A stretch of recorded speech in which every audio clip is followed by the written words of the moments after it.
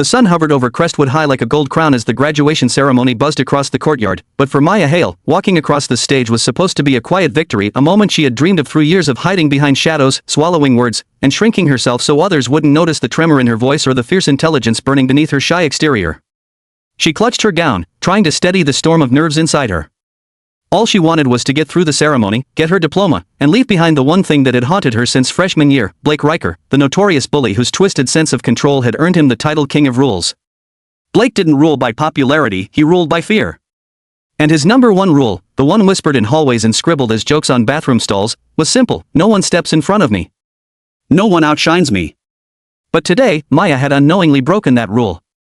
She didn't mean to. She was simply the school's valedictorian. And when the administration placed her name above Blake's for the academic award, something he thought was rightfully his, it planted a wildfire in his ego that was ready to explode. The ceremony began, and as Rosa Bluegown stood tall, Maya's heart hammered in her chest. Her name was called first. The valedictorian. The top of the class. Her feet moved toward the stage in tiny, hesitant steps. Every eye was on her, something she never wanted, but beneath the fragile surface of her fear, there was a strange warmth in her chest.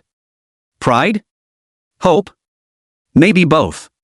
She shook the principal's hand, smiled nervously at the crowd, and stepped down. The applause felt surreal, until a sudden silence cut through it like a blade. Blake Riker was standing in the aisle, blocking her way. His tall figure cast a shadow over her, his jaw clenching hard enough to crack stone. The crowd noticed. Some whispered. Teachers froze. Maya swallowed hard, lowering her gaze automatically like she'd been conditioned to do for years. But Blake wasn't satisfied. He stepped closer, his voice a venomous whisper that still echoed across the courtyard. You broke my rule, Hale. Maya trembled, gripping her diploma. I didn't do anything, she murmured. The anger in Blake's eyes ignited. You stole what's mine. You embarrassed me in front of the entire school. Before she could respond, he shoved her shoulder, not enough to seriously injure her, but enough to humiliate her in front of everyone, enough to send gasps rippling through the audience, enough to make Maya stumble and clutch her chest as a sharp pain shot through her ribs. But what happened next? No one expected. Something inside Maya broke, unlocked.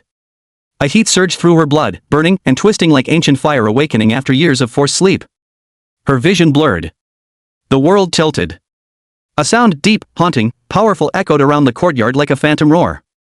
Maya dropped to her knees as the air around her shimmered, a force field of pure energy spiraling outward. Blake stumbled back, confusion flashing across his face. Students screamed. Teachers froze. In those 5 seconds, the world changed. Because from the center of the shimmering air beside Maya, a shape began to form, massive, silver, and glowing like moonlight given life. A wolf emerged, taller than a human, muscles rippling beneath ethereal fur, eyes burning with ancient intelligence and protective fury. The courtyard fell silent. Maya, trembling on the ground, stared in disbelief. The wolf, her wolf, stood between her and Blake, teeth bared in a warning that shook Blake's soul. He staggered backward, terror replacing arrogance. The wolf growled, a sound so deep it rattled the metal chairs and sent birds scattering from the trees. Maya didn't fully understand what was happening, but deep within her chest, she felt a heartbeat that wasn't entirely her own, synchronized with the creature standing before her. The wolf was part of her. Awakening. Protecting. Claiming the space she had been denied for years. And everyone around them, students, teachers, even Blake realized something that Maya had never dared to believe: the quiet girl they shoved into corners was never weak. She was powerful, dangerously, unbelievably powerful. The courtyard erupted into chaos as the massive wolf growled, but Maya felt none of the panic others did. Instead, an intense calm settled over her, as if the wolf's presence formed a protective shell around her mind. Blake's friends quickly backed away, their bravado crumbling as the wolf stepped forward, the ground vibrating beneath its paws. Blake tried to regain his voice, to spit out threats like he always did, but fear strangled him. For the first time in his life, he wasn't the predator, he was prey. Maya pushed herself to her feet, clutching her chest, her breathing sharp but steady. The wolf shifted its stance, waiting, not attacking, but guarding her with unwavering loyalty. Murmurs echoed through the crowd. Is it real? Is it hers? How is this happening? But Maya barely heard them. She took a slow step toward the wolf, feeling the magnetic pull between them grow stronger. Images flickered through her mind: forests bathed in moonlight, ancient rituals, a lineage of guardians hidden from the world. A voice, soft, familiar yet distant, whispered through her thoughts, "You're not alone anymore." Blake stumbled backward, shaking his head. That thing isn't real," he shouted, trying to convince himself more than anyone else. But the wolf's golden eyes narrowed, and Blake's knees buckled. With a trembling hand, Maya reached toward the creature, and as her fingers brushed its fur, a burst of warmth shot through her arm. Gasps rippled through the crowd as the wolf lowered its head in reverence, acknowledging her touch, acknowledging her as its bonded companion. Blake's fear turned to anger once again, but this time it was hollow, born from desperation rather than dominance. "You think this changes anything?" he snapped. "You're still just a..." The wolf snapped its teeth inches from Blake's face, silencing him instantly. Its growl rolled through the courtyard like thunder, and Blake collapsed backward, scrambling on his hands as he tried to escape. Maya stepped forward, her voice quiet but steady, carrying more power than any scream Blake had ever unleashed. "It does change everything.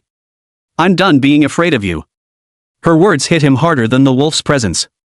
She continued, her voice rising, trembling but strong. "For years, I let you treat me like I didn't matter. I let you control me. I let you define me. But today you don't get to decide who I am." Tears welled in her eyes, not of fear, but release. Freedom. Blake, pale and shaking, couldn't respond. He looked at the wolf, then at Maya, and for the first time, he realized she was something he could never dominate. Something far beyond his reach. The principal rushed forward, staff following behind, but the wolf remained calm now, sensing that Maya was no longer in immediate danger. Slowly, the giant creature lowered itself beside her like a guardian knight kneeling before its queen. Maya placed her hand on the wolf's head, feeling that same deep heartbeat syncing with hers, grounding her. What are you?" a student whispered from the crowd. Maya took a slow breath. "I don't know," she admitted, "but I'm going to find out." With that, she turned to the audience, her classmates, her teachers, all the people who had never really seen her. Her voice rang out, clear and courageous. "If you want to see what happens next, subscribe to the channel and follow Maya's journey. This is just the beginning." And as the crowd stared in awe, the wolf lifted its head and howled, a sound that marked the end of Maya's old life, and the breathtaking beginning of her destiny.